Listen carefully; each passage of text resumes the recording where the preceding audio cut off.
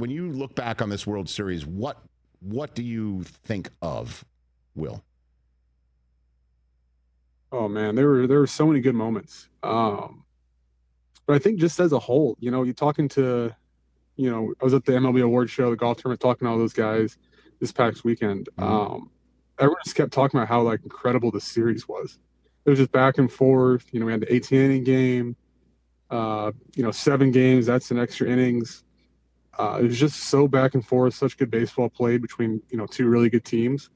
But yeah, I'm just happy we won it. That would have really been tough going 7 and losing it. But yeah, that was a really good Blue Jays team, and it was just a really fun series to be a part of. Well, I mean, there's so many questions to ask you. The first one though is about you. What is it like to catch 74 innings in a week and a half, Will?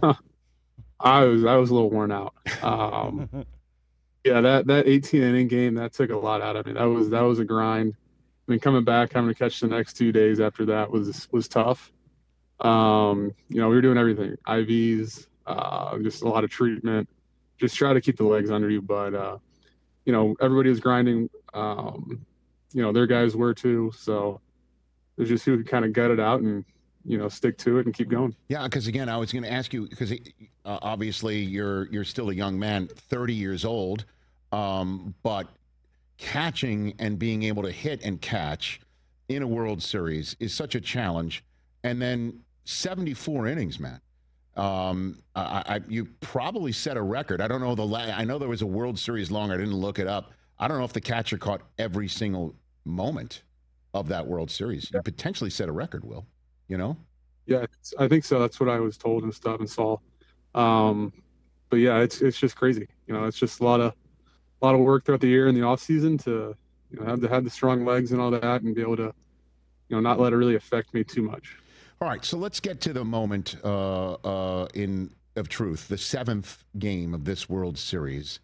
The ball is hit to Miguel Rojas. The infield is in. Isaiah Kiner-Falefa is just out of your field of vision to your left.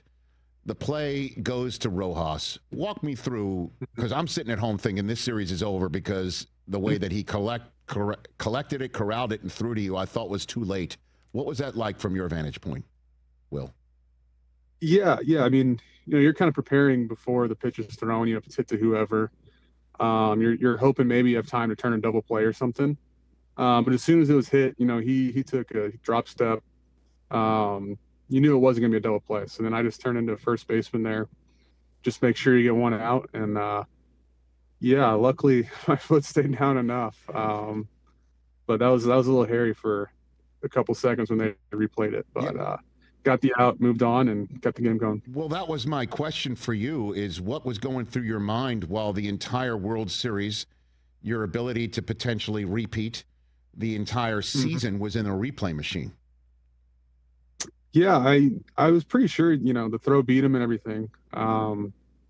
Didn't realize my foot came off at all. Wow. For, that half inch or whatever.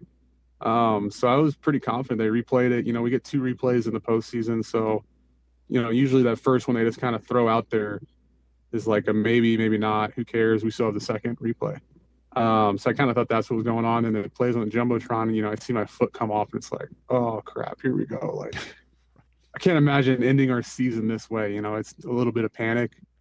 But I was pretty confident after seeing the replay that he was going to be out. The call was going to stand. And did you notice so much conversation, Will, about Isaiah Kiner-Falefa's secondary lead not being as large as he wished, or the Blue Jays subsequently wished it could have been? Did you notice pre-pitch from Yamamoto that he was kind of even with Max Muncy at the time? Did you notice any of that prior to the pitch? Yeah, I noticed. Muncy and I are always kind of looking maybe for a back pick right there or something. Usually that's with just the man on third else on, but he's got to stay close in case of the back pick on line drive.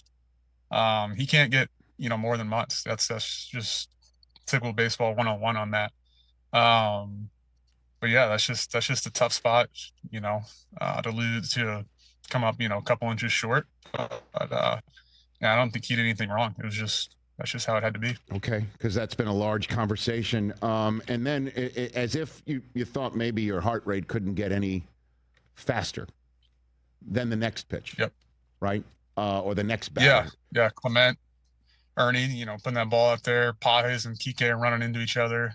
That was a little hairy for a second too. So what was, again, you don't have the best seat in the house for that, but what was your perspective from behind home plate for this moment that we have on the screen right here? Will? Yeah, I think Kike, I don't know if he was playing a little shallower than normal because taking away a little blue pit, make him burn you over your head. But I thought it was Kike's ball the whole way.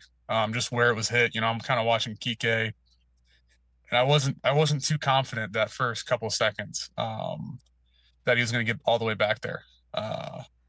Then Pages just kind of came out of nowhere and took it from him. And there's the picture, and it was, what a play by Andy. That was, neat. If the ball drops at all, it's game over. Well, let's talk about coming out of nowhere, Will, because he did come out of nowhere in the middle of the inning, out of the dugout. And, again, you performed well, extremely well, terrifically well, from the 2-hole after being moved around in the lineup with Mookie being dropped down from 2 to 3 and then 3 to 4. And then you're inserted in the 2-hole from which you hit the ultimately game-winning home run. Rojas is in at second. The reason why there's even a bottom of the ninth is because he homers. Hey, you made it all the way to the end. Thanks for that. Check us out every single day streaming live on Disney Plus and the ESPN app 12 to 3 Eastern.